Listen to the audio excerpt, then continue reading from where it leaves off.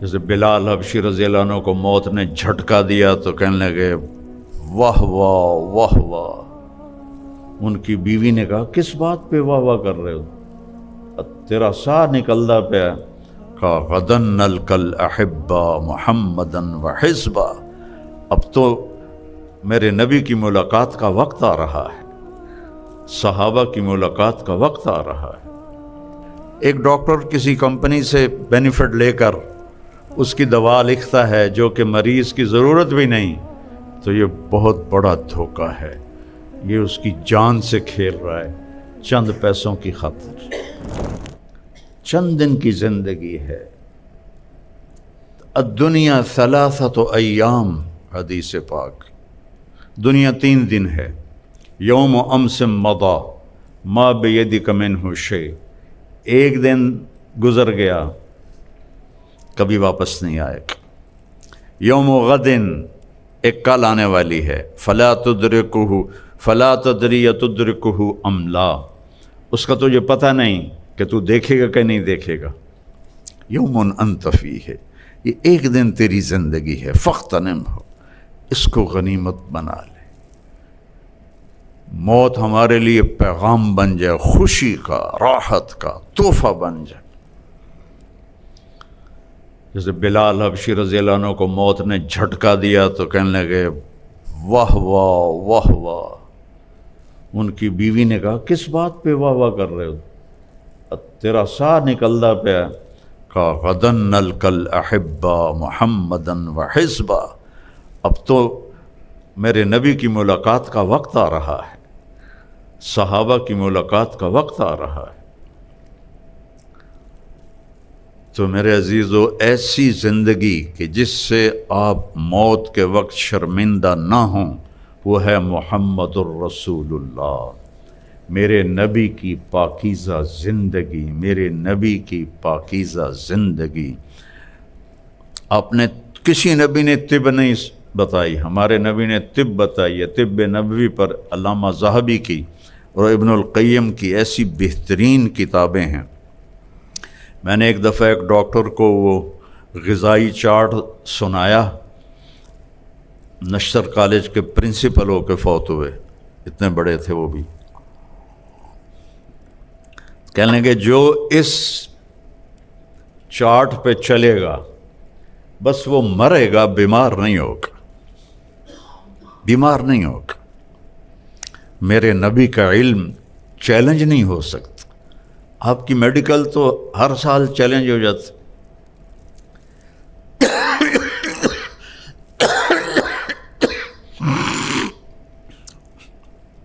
میرا نبی تو ما ینطق عن الہوی ان ہوا الا وحی یوحی، وہ بولتا ہے جو میں اس کی زبان سے بلواتا ہوں۔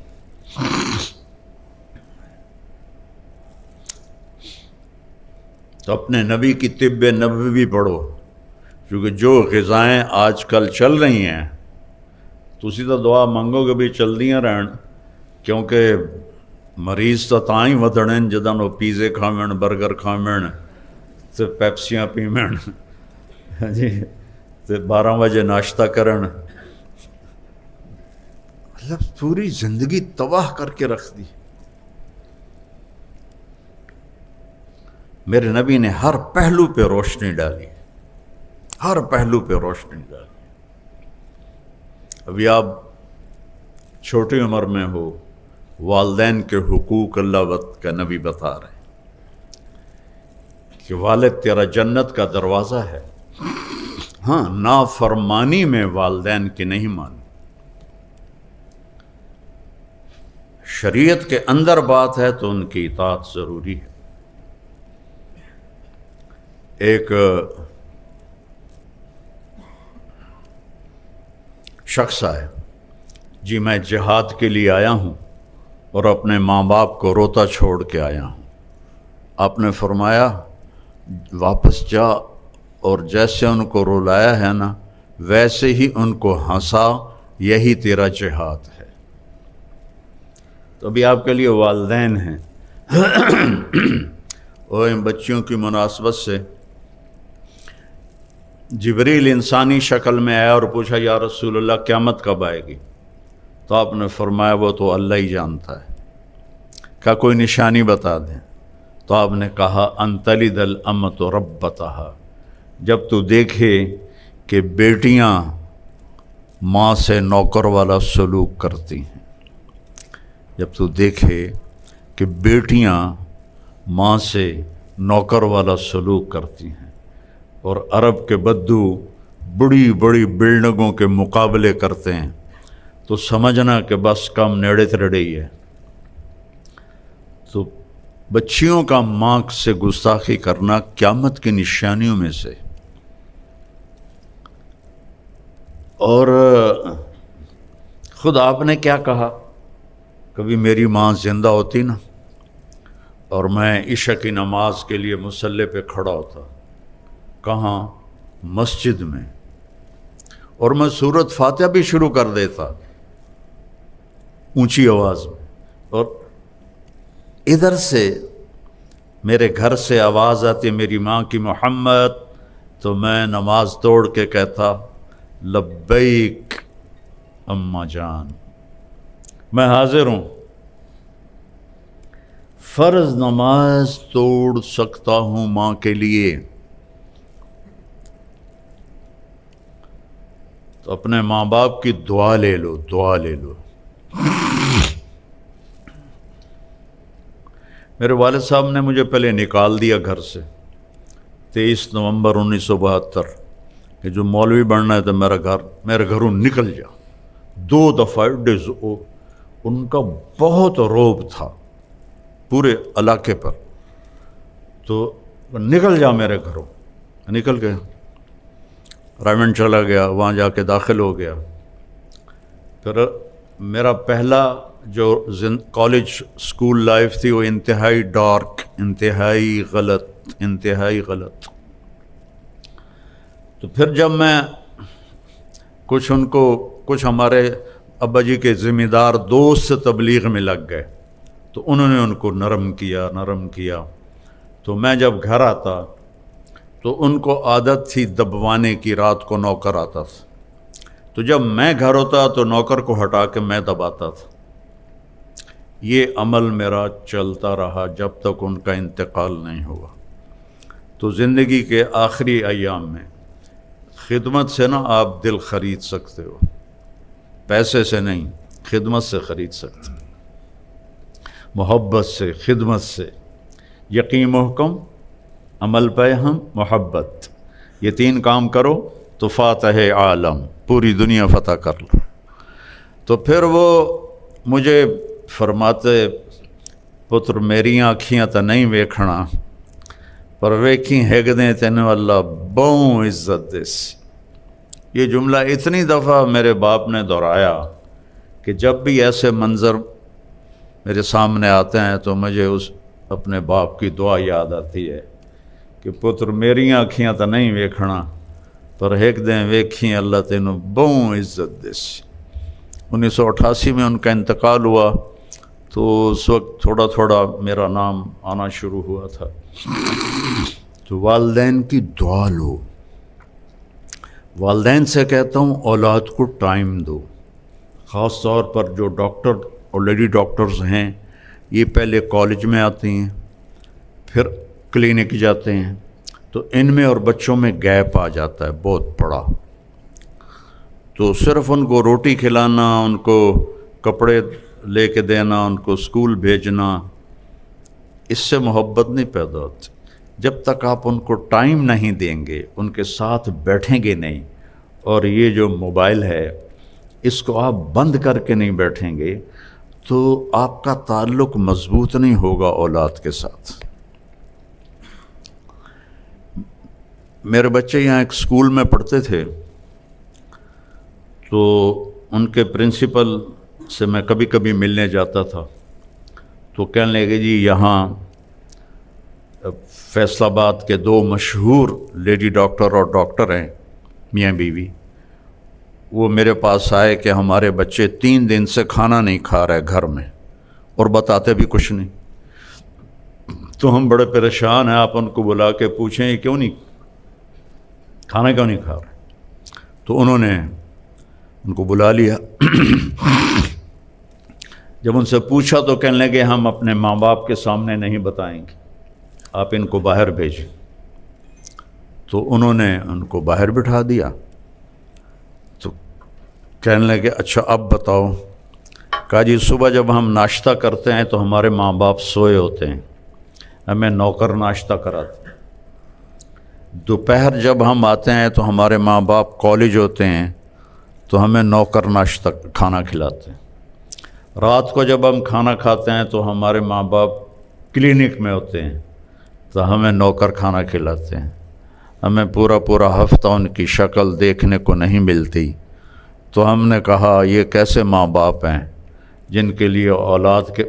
جن کے پاس اولاد کے لیے بھی ٹائم کوئی نہیں ہے۔ تو ہم نے احتجاج کیا ہے، اسٹرائک کی ہے کہ ہم نے کھانا نہیں کھانا۔ تو ایسی ڈاکٹری نہ کریں کہ جس سے آپ کی نسل برباد ہو جائے۔ آپ کی نسل پہ اگر زد پڑے گی تو کیا کمایا؟ سب کچھ لٹا کے ہوش میں آئے تو کیا کیا؟ تو میرے نبی سے بڑھ کر کوئی مصروف کائنات میں نہ پیدا ہوگا نہ ہوا ہے کہ جن پر 7 بر اعظم کے انسانوں کی ذمہ داری ہو اور قیامت تک کے آنے والے انسانوں کا بوجھ جن کے سر پر ہو، روزانہ اپنے حسن حسین کے لیے ٹائم نکالتے تھے، ان کے ساتھ کھیلتے تھے، ان کے لیے گھوڑا بن جاتے اور دونوں کو کمر پہ بٹھا کے کمرے میں چکر لگاتے تھے۔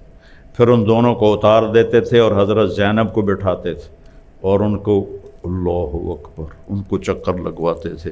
مجھے بتاؤ ان سے بڑی ہستی کوئی ہو سکتی؟ اور وہ اس طرح فری ہو کے ٹائم دے رہے۔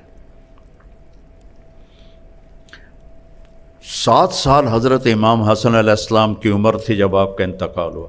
7 سال میں 7 نصیحتیں مشکل سے ہیں۔ وہ اپنا اندر دیتے تھے تو کہے بغیر چیزیں شفٹ ہو جاتی تھیں۔ تو جنت کی سرداری نبی کے نواسے ہونے کی وجہ سے نہیں ملی، اور فاطمہ کے جگر گوشہ ہونے کی وجہ سے نہیں ملی، ان کی اپنی صفات کی وجہ سے ملی۔ سیدہ شباب اہل الجنت الحسن والحسین۔ تو آپ ان کے لیے ٹائم نکالتے تھے اور بچہ بن کے ان سے باتیں کرتے تھے۔ اپنی بیوی 9 بیویاں تھیں۔ یہ شادیاں آپ نے صرف زندگی سمجھانے کے لیے کیں، ورنہ ساری جوانی تو ایک بیوہ کے ساتھ جو 2 دفعہ بیوہ ہوئی اور 15 برس بڑی۔ یہ سارے بچے بیٹھے ہیں، ان کا ابا کہے کہ تیری شادی کرنی ہے، تیرے کو 15 سال وڈی، انشاءاللہ اگلے دن ایک کراچی پہنچے ہوئے۔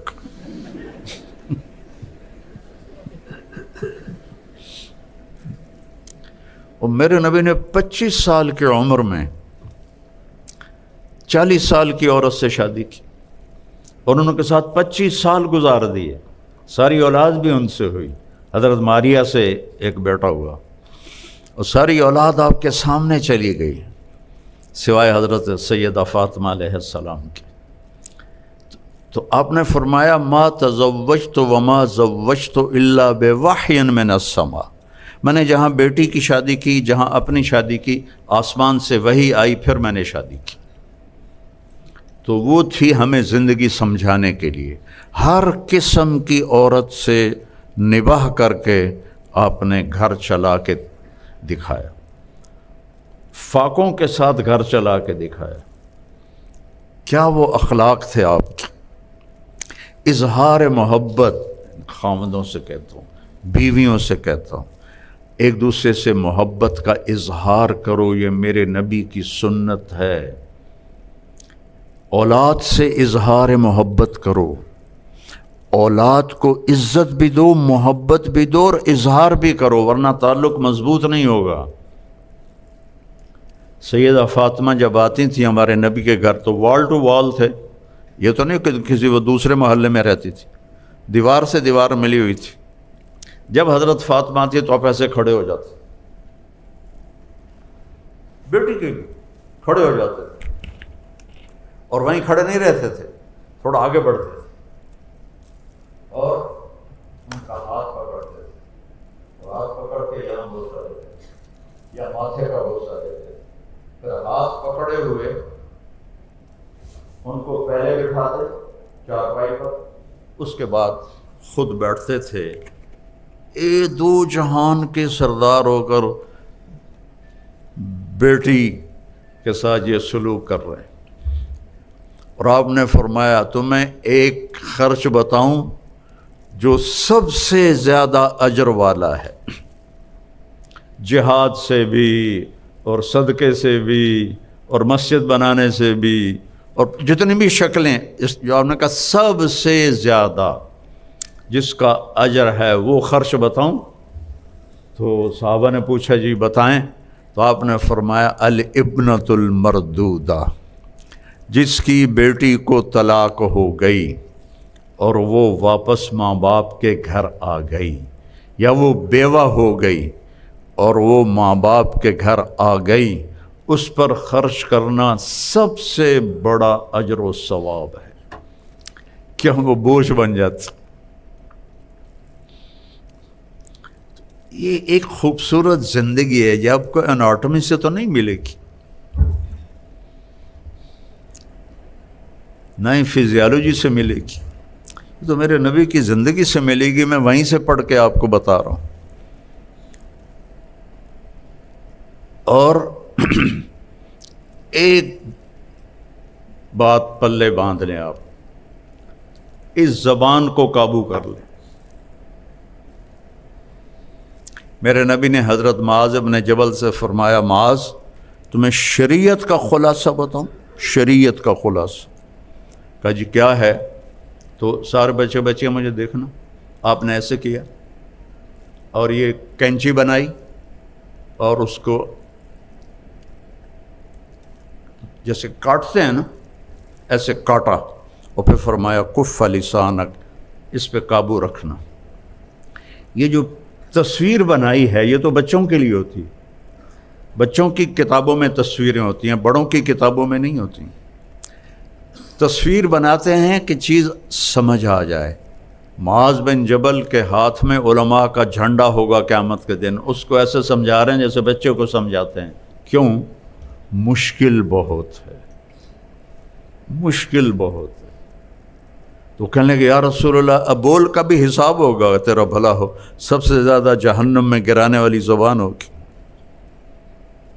اپنے گھروں سے اپنی محفلوں سے غیبت ختم کر دو، اوروں کی برائی ختم کر دو، جھوٹ بولنا ختم کر دو، گالی دینا ختم کر دو، اپنی اولاد کو تانے کبھی نہ دینا ورنہ ہمیشہ کے لیے دور ہو جائیں گے۔ طنز نہ کرنا، تانے نہ دینا، مقابلہ نہ کرنا، تیرے بھائی نے اتنے نمبر لیے تو نے اتنے اس سے کم لیے، کہ تو نے کیا کیا ہے۔ کبھی نمبر کے کم زیادہ آنے پر کبھی ان کو ڈانٹنا نہیں۔ یہ میں ادریس صاحب سے معذرت کے ساتھ، یہاں جتنے بڑے بڑے گروپ ہیں ان کے ماں باپ ان پڑھ تھے، ان ان پڑھوں نے اتنے بڑے گروپ کھڑے کر دیا، اور سارے بڑے بڑے ایم ایس سی اور پی ایچ ڈی ان کے نوکر ملازم، تو تمہارے اے کیوں نہیں آئے، تمہارا بی کیوں آ گیا، تمہارا سی کیوں آ گیا، ساڑھے واری تا سی بی ہوندہ ہی نہ آئی، 33 نمبر آئے تھا، سا اپنی تاڑی مار دیا سے پاس ہو گئے۔ اور چونکہ پڑھنے کا شوق ہی نہیں تھا، شوق تھا شوبز کا، تو اس لیے ماں باپ کے ڈنڈے کی وجہ سے پڑھتا رہتا تھا، اور وہ سارا سال بس وہ آوارگی تھی، اور آخر مسلمان تو تھا، جب پیپر آتے تو نماز شروع کر دیتا، اور پھر اب سارے لڑکے سارا سال پڑھتے تھے، میں سارا سال فلمی رسالے پڑھتا تھا، مجھے آج بھی یاد ہیں کم وقت سارے کے سارے۔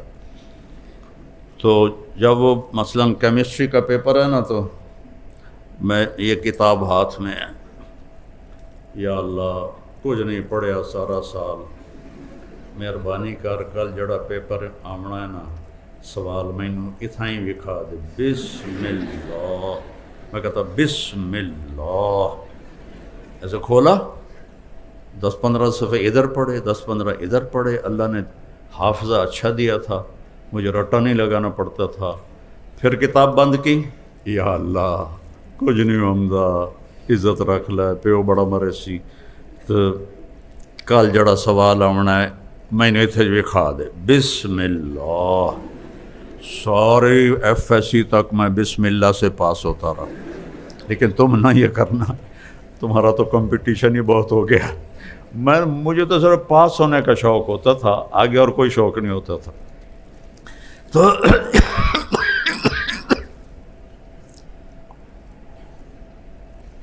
اپنے بچوں پہ پریشر نہ ڈالو، پڑھا کیوں نہیں، اے کیوں نہیں آئے.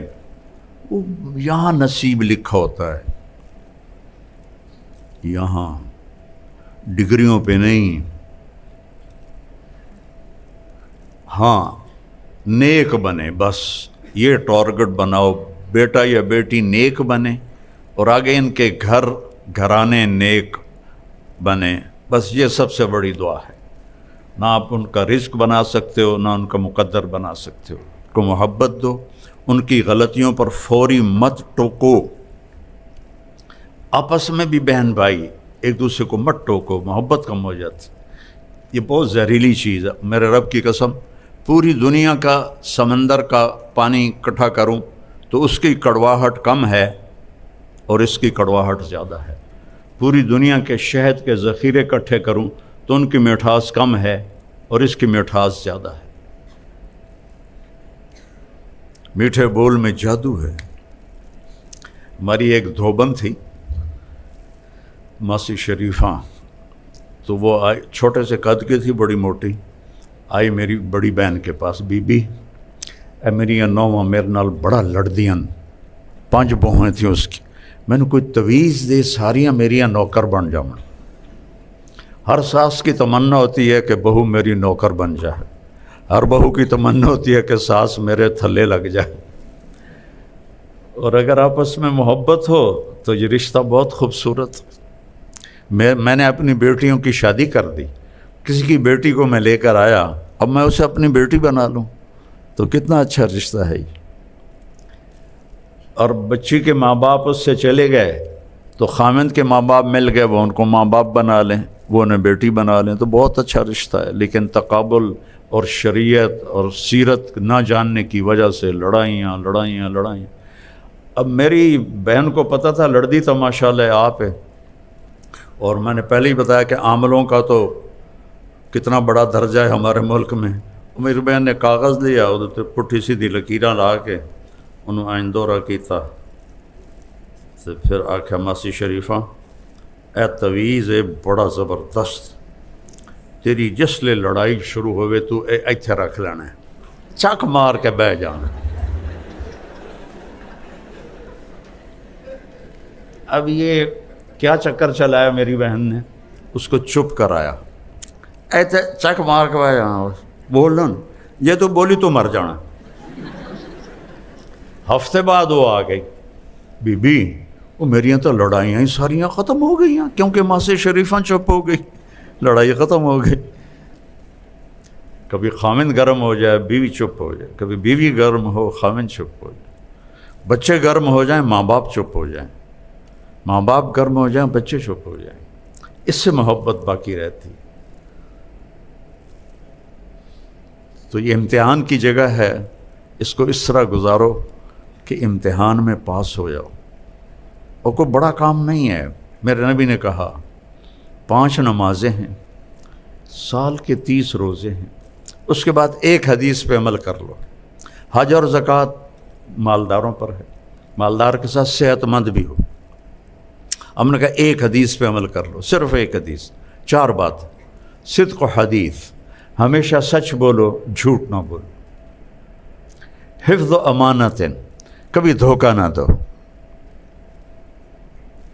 حسن و خلیقت، اپنے اخلاق اچھے رکھو. عفت فی طعمت، رزق حلال کماؤ. تو سچ بولو، دھوکہ نہ دو. ایک ڈاکٹر کسی کمپنی سے بینیفٹ لے کر اس کی دوا لکھتا ہے جو کہ مریض کی ضرورت بھی نہیں، تو یہ بہت بڑا دھوکہ ہے، یہ اس کی جان سے کھیل رہا ہے چند پیسوں کی خاطر۔ اور کئی ٹیسٹ لکھ دیتا ہے جو ہونے بھی نہیں، جن کی ضرورت بھی نہیں، اور لیبارٹریوں والے وہ وہاں ڈسٹ بن میں ڈال دیتے ہیں اور اس کے پیسے لکھ کے آ جاتے ہیں، ڈاکٹر کو بھی حصہ چلا جاتا ہے اور ان کو بھی۔ یہ دھوکہ ہے، یہ دھوکہ نہ دینا کسی کو۔ آپ کے پاس آپ کا رزق آئے گا، اللہ نے لکھ دیا ہے، آئے گا، ضرور آئے گا۔ ایک وظیفہ بتاتا ہوں، یہ آج کل کے پیروں کے وظیفے نہیں، میرے نبی کوئی بڑے وظیفے نہیں بتاتے تھے، بڑے چھوٹے چھوٹے مختصر۔ ایک صحابی نے عرض کی یا رسول اللہ رزق کی تنگی ہے، کوئی وظیفہ بتا دیں۔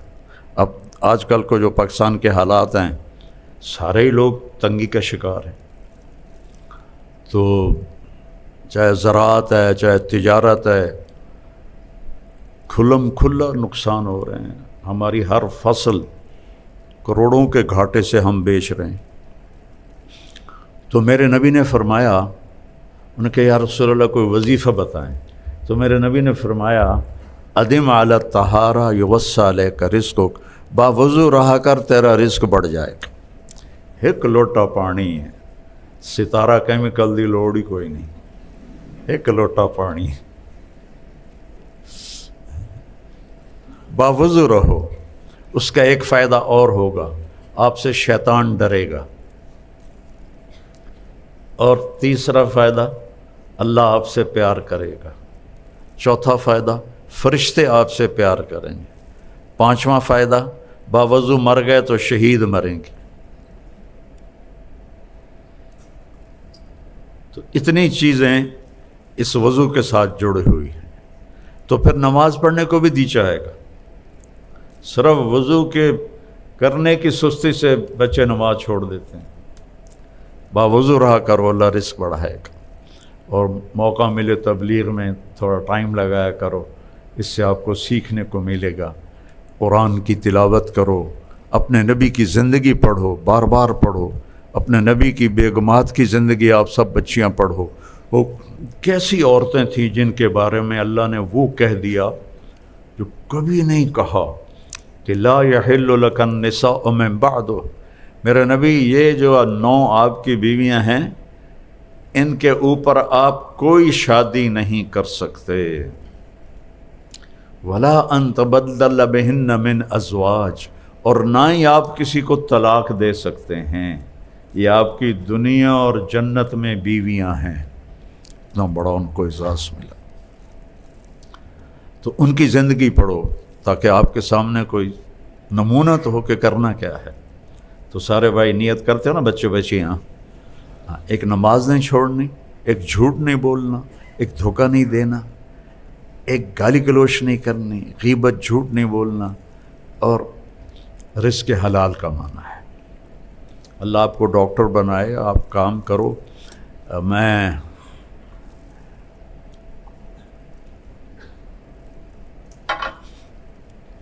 حضرت شعیب علیہ السلام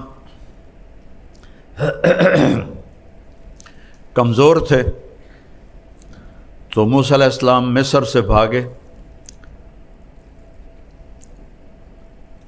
تو مدین پہنچے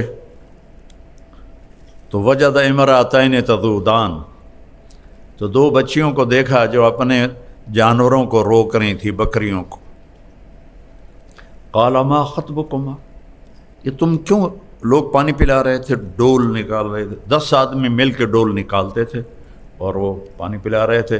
ان کا لا نسقی حتی یسد الرعاء وابونا شیخ کبیر، جب تک یہ سارے پلا نہیں دیتے، ہم کمزور ہیں، ہم نہیں پلا سکتے۔ تو وہ آگے بڑھے، موسیٰ علیہ السلام سب کو یوں دھکا دے کے اکیلے نے ڈول ڈال کے اکیلے نے کھینچ لیا۔ نبی میں 40 آدمیوں کی طاقت ہوتی ہے، اور فسقا لہما، ان کو پلا دیا۔ وہ جلدی واپس چلی گئیں، ان کا جلدی کیسے آ گئیں؟ کہا اس طرح ہوا ہے، ایک آدمی نے ہمارے پلا دیا، کہا جاؤ اس کو بلا کے لاؤ۔ فجاءت احداہما تمشی علی استحیاء، ایک تو یہ جملہ بتانا تھا، کہ جب وہ لڑکی آئی تو اس طرح آ رہی تھی کہ جیسے حیا اس کی سواری بنا ہوا تھا، حیا کی سواری پہ وہ سوار تھی، حیا کی سواری پہ سوار تھی۔ قالت ان ابی یدعوک لیجزک اجر ما سقیت لنا، کہ میرے ابا آپ کو بلا رہے ہیں تاکہ آپ کو وہ آپ کی محنت کا صلہ دیں۔ وہ چلے گئے ساتھ۔ تو باپ بوڑھا ہے اور بیٹا کوئی نہیں ہے تو بیٹیاں کام کر رہی ہیں۔ اس سے پتہ چلا کہ شریعت کی حدود کے اندر عورت کام کر سکتی ہے،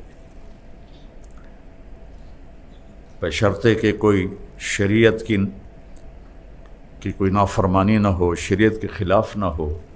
تو اللہ تعالیٰ نے ہمیں قرآن پاک سے حضرت شعیب علیہ السلام کی بیٹیاں، سب بیٹیاں بیٹھی ہیں، شعیب علیہ السلام کی بیٹیوں سے ہمیں یہ ایک بہت خوبصورت پیغام دیا ہے کہ عورت کام کر سکتی ہے اگر مجبور ہے تو۔ اللہ تعالیٰ ہمیں عمل کی توفیق بخشے۔ یہ قرآن کے اترنے کا مہینہ ہے، اس میں قرآن پڑھا جاتا ہے، اور اس امت کو اللہ نے یہ فضیلت بخشی ہے کہ انہوں نے اپنی کتاب کی حفاظت کی ہے، اور اس کی ابتدا اللہ نے سورہ فاتحہ سے فرمائی ہے۔ تو سورہ فاتحہ جبریل لے کر نہیں آئے، جبریل آپ کے پاس بیٹھے تھے، تو ایک دھماکہ ہوا، تو آپ نے فرمایا یہ کیا دھماکہ ہے؟ کہ یا رسول اللہ آج ایک دروازہ کھلا ہے جو پہلے کبھی نہیں کھلا، اور آج ایک فرشتہ آ رہا ہے جو آج تک زمین پہ نہیں آیا، اور ایک کلام لے کر آ رہا ہے جو آج تک کسی نبی پر نہیں آیا۔ تو وہ فرشتہ حاضر ہوا اور آپ کو دو کلام پیش کیے، ایک سورۃ فاتحہ اور ایک سورہ بقرہ کا آخری رکوع آمن الرسول سے لے کر آخر تک۔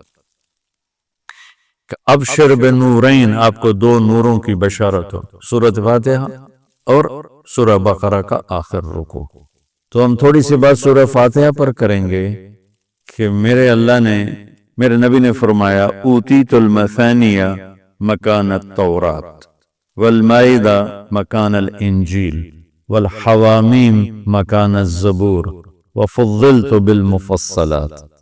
میرے سب سے بڑی کتاب تورات، سب سے بڑی، اٹھانا بھی مشکل تھا، اتنی بڑی کتاب تھی۔ میرے نبی نے کہا اللہ نے مجھے تورات کے بدلے میں سورہ فاتحہ دی تھی، 7 آیات سورہ فاتحہ دی تھی، اور انجیل کے بدلے مجھے اللہ تعالیٰ نے سورہ مائدہ دے دی، انجیل سورہ مائدہ۔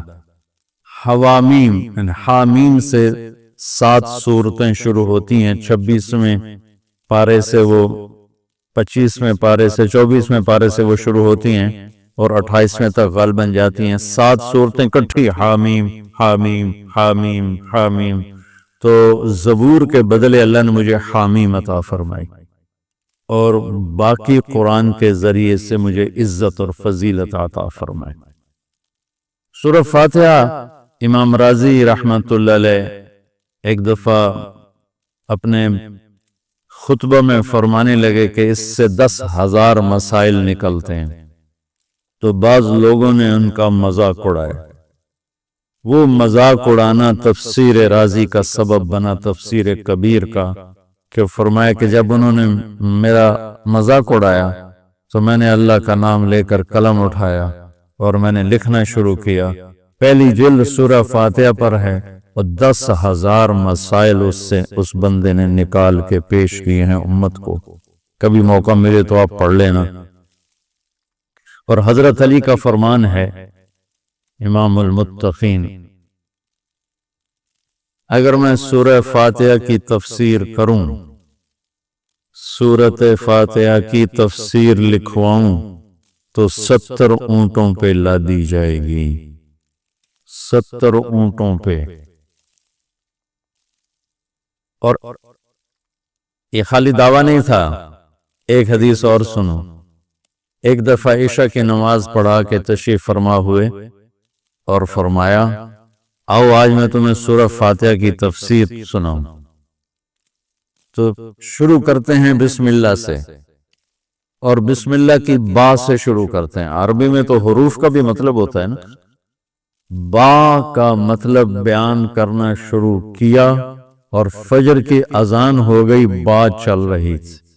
سبحان، ہم نے تو وہ، تم نے تو شاید وہ کتاب دیکھی نہیں، وہ شرح میں تعامل الباء للالصاق مررت بزید، ہمیں تو بس اتنا ہی آتا ہے، یا حرف جر ہے، باؤ تاؤ کاف و لام و واو منز و مزخلا ربا حاش من عدا حتی، کیا ہے حتی الہ، وہ جو من میر زبانی یاد کی تھی۔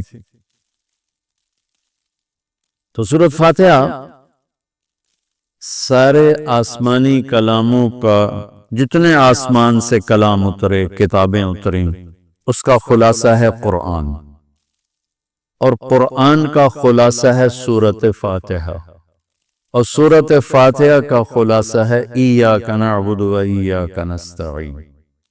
ایک اور طرح، سارے آسمانی کلاموں کا سردار ہے قرآن، اور قرآن کا سردار ہے سورۃ بقرہ، اور سورۃ بقرہ کا سردار ہے آیت الکرسی، اللہ لا الہ الا ہو۔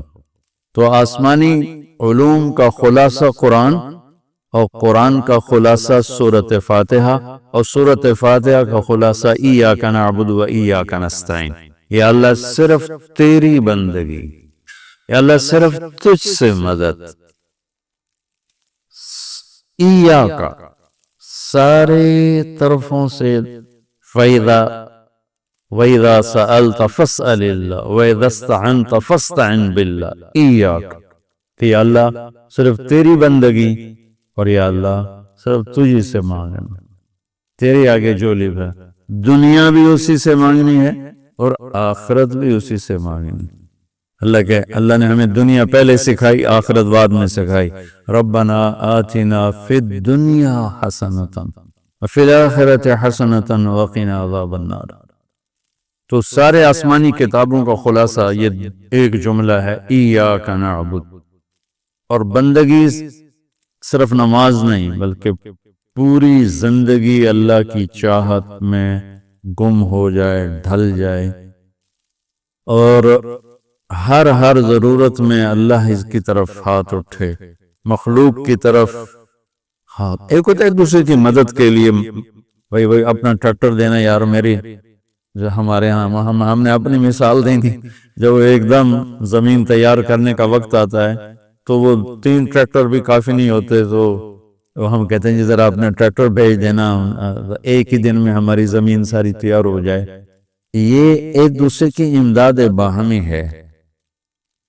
مدد جہاں انسان بے بس ہے، صرف اللہ ہی کر سکتا ہے، ان چیزوں میں اللہ کے سامنے چولی پھیلانا، اسی کو پکارنا، اسی کے آگے ہاتھ پھیلانا، اور اسی کے آگے سر جھکا۔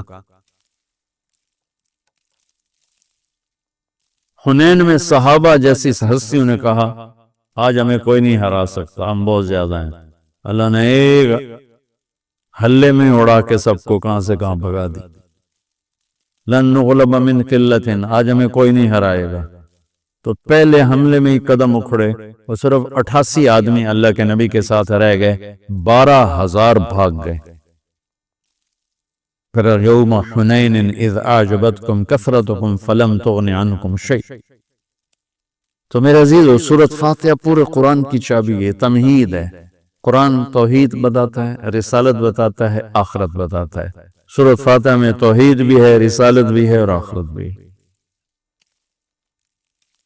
الحمدللہ رب العالمین الرحمن الرحیم مالک یوم الدین۔ الرحمن الرحیم تک اللہ کی ذات صفات توحید ہے، مالک یوم الدین جزا سزا اور آخرت ہے، ایاک نعبد و ایاک نستعین یہ مقصد زندگی ہے، اہدنا الصراط المستقیم یہ طلب ہے زندگی کی، سب سے بڑی طلب ہدایت ہے، الصراط الذین انعمت علیہم یہ رسالت کہ جن پر تیرا انعام ہوا، اولئک مع الذین انعم اللہ علیہم من النبیین والصدیقین والشہداء والصالحین وحسن اولئک رفیقا۔ تو سورۃ فاتحہ کو مجھے کوئی یاد پڑتا ہے، ایک دفعہ میں میں نے کہیں پڑھا تھا کہ اللہ اپنی ذات کو اتنے خوبصورت انداز میں بیان کرتا ہے، الحمدللہ رب العالمین الرحمن الرحیم مالک یوم الدین۔ یہ تو غیب کے صیغے کے ساتھ بات ہو رہی، لیکن اللہ اپنی ذات کو اس قدر خوبصورت انداز میں بیان کرتا ہے کہ ان 4 لفظوں میں اللہ سامنے آ جاتا ہے تو سننے والا اللہ کو سامنے دیکھ کر کہتا ہے ایاک نعبد، تیری ہی بندگی کرتے ہیں، وَإِيَّاكَ نَسْتَعِينُ، تجھ سے مانگتے ہیں، کیونکہ اللہ کو دینے کے لیے کہیں سے مانگنا نہیں پڑتا۔ وہ میں تھا گاؤں میں تو ایک ہمارا رشتہ دار برادری، اور میں نے سب سے دوستی لگا کے رکھی، سب سے ملتا ہوں۔ مجھے کہنے لگا طارق میاں بندہ تو بڑا چنگا ہے پر تو وابیاں نہ رل گیا ہے۔ کیا وابی کون ہوندے؟ کہ جڑے پیرانو نہیں مندے۔ ہے کہ پیرانو تو سارے منینے ہیں، اللہ دے ولیاں دا کوئی انکار ہے بھلا؟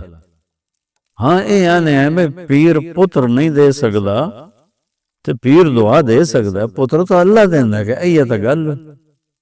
ہر پیر صاحب دا کوٹا ہے اللہ کو لوگ چلائے کے دے دیندہ، سمجھو؟ ہر پیر صاحب کا کوٹا ہے، اس کوٹے میں سے اللہ سے لے کر دے دیتا۔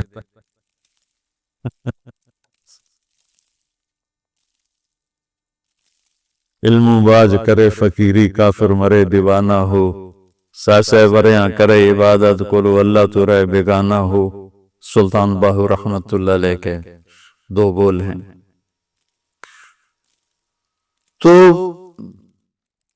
ابراہیم علیہ السلام نے آگ میں جاتے ہوئے جبریل اور ہوا کے فرشتوں کو کہہ دیا تھا اما الیک فلا واما الی اللہ فنعم ایاک نعبد و ایاک نستعین۔ اللہ تعالیٰ نے اپنی ذات کو اس خوبصورت انداز میں پیش کیا کہ جیسے ہم اللہ کو دیکھ کر کہہ رہے ہیں ایاک نعبد و ایاک نستعین، اللہ صرف تیری بندگی کریں گے، یہ سر اور کہیں نہیں چکے گا، اور یا اللہ صرف تجھ سے مانگیں گے اور کسی سے نہیں مانگیں گے۔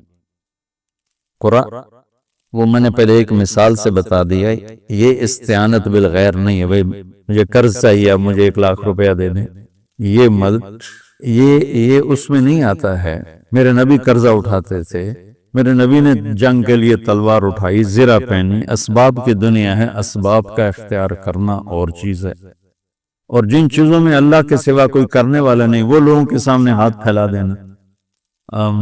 ہم لیا گئے تو وہاں ایک پیر جگی گدی تھی، تو ان کے پیر صاحب سے ملاقات کی، انہوں نے بہت محبت کی، تو ہم فاتحہ پڑھنے گئے تو وہاں انپڑھ عورتیں بیٹھی، پیر جگی پتر دے میں آ، پیر جگی پتر دے میں آ۔ اللہ ان کو معاف کر دے گا، ان کو پتہ ہی کوئی نہیں ہے کہ پتر کون دیتا ہے، وہ سمجھے پیر ہی دیتا ہے، پیر جگی پتر دے میں آ۔ تو استعانت صرف اللہ سے۔ اگر آپ نماز کی عادت ڈال لو نا، آپ پڑھتے ہو لیکن ہر حاجت میں مصلی پہ آ جاؤ، پھر آپ کو ایاک نستعین کا مزہ آئے۔ اپنی حاجت نماز کے ذریعے اللہ کے سامنے رکھو۔ ایک بدو طواف کر رہا تھا، یا اللہ تجھے پتہ ہے نا میں بھی بھوکا ہوں اور میری اونٹنی بھی بھوکی ہے، اور مجھے کھانے کو میرے بچے بھی بھوکے اور میں بھی بھوکا۔ ایک آدمی ساز سن رہا تھا تو اس نے جلدی سے اپنے تھیلی نکالی درہموں کی کہ میرے بھائی قبول فرما کا پیچھے ہٹ، تو اس سے لینا ہوتا تو اس کے گھر میں آتا، جس کے گھر آیا ہوں اسی سے لینا، چل چل مجھے نہیں چاہیے۔ وہ طواف سے فارغ ہوا تو اعلان ہوا فلاں ابن فلاں کہاں ہے، تو یہ خود تھے، کہا جی میں ہوں، کہا آپ کے چچا کا انتقال ہوا ہے تو انہوں نے اپنی ساری وراثت آپ کے نام کر دی ہے چونکہ ان کی اولاد کوئی نہیں تھی۔ تو 1 منٹ میں اللہ تعالیٰ نے قبول فرمائی۔ ہشام بن عبد الملک اور سالم بن عبداللہ بن عمر بیت اللہ کا طواف فرما رہے تھے، تو ہشام نے کہا سالم کوئی ضرورت تو بتاؤ. تو وہ کہنے لگے اللہ کے گھر میں ہو کر میں اللہ کو نہ بتاؤں تمہیں بتاؤں، کتنے شرم کی بات. تو ہشام چپ ہو گیا. ہشام بادشاہ تھا بنو امیہ کا. تو جب دونوں باہر نکلے تو ہشام نے کہا اچھا اب تو بولیے کوئی ضرورت بتائیں. تو سالم بن عبداللہ بن عمر حضرت عمر کے پوتے کہنے لگے کیا بتاؤں، دنیا کی یا آخرت کی؟ وہ کہنے لگا دنیا کی بتاؤ، آخرت کی میں کیا پوری کروں گا؟ تو وہ کہنے لگے دنیا تو کبھی اللہ سے نہیں مانگی، تو اس سے کیا مانگا؟ ما سالت من یملکھا فکیف من لا یملکھا. جو دنیا کا شہنشاہ ہے دنیا تو اس سے کبھی نہیں مانگی، تم سے کیا مانگوں گا؟ تو میرے عزیزو، سارے قرآن کا خلاصہ یہ دو لفظ ہیں، ایاک نعبد. امت اللہ کے سامنے سر جھکا دے، ہر حرام چھوڑ دے، ہر حلال پہ آ جائے. بندگی صرف نماز نہیں ہے، بازار کی بندگی کیا ہے؟ سچائی، ناپ تول کا پورا ہونا، وعدے کو وفا کرنا، کھوٹ ملاوٹ سے بچنا، یہ بازار کی عبادت ہے. اللہ نے زکوٰۃ فرض کی ہے تو زکوٰۃ نکالو. اب تو اتنے حالات ہیں کہ متوسط طبقہ بھی زکوٰۃ کا مستحق، اپنے زکوٰۃ سے بڑھ کے نکالو. چونکہ زکوٰۃ دینے والا بخیلوں سے تو نکل جاتا ہے، لیکن سخیوں میں داخلہ اس سے اوپر کرے گا تو تھا. 2,500 دے دیا نا 1,00,000 میں سے، تو باپ پہ بخیل کا لیبل نہیں لگے، لیکن سخی کا بھی نہیں لگے. اوپر چوانی خرچ کر دو تو ایک سٹیپ آپ آ جائیں. سخی بن کے زندگی گزارو. لوگوں پہ خرچ کرنے کا مزہ بہت ہے، جوڑنے کے مزے سے زیادہ لگانے کا مزہ ہے. تو رمضان آ رہا ہے، خرچ کریں، زکوٰۃ سے بڑھ کر دیں. انتہائی ضرورت مند ہیں ہمارے لوگ. ابھی تو وہ جو سیلاب سے جو گھر گرے تھے ابھی تو وہ ہی نہیں بن، کتنے ہزاروں لوگ بے گھر بیٹھے ہوئے ہیں.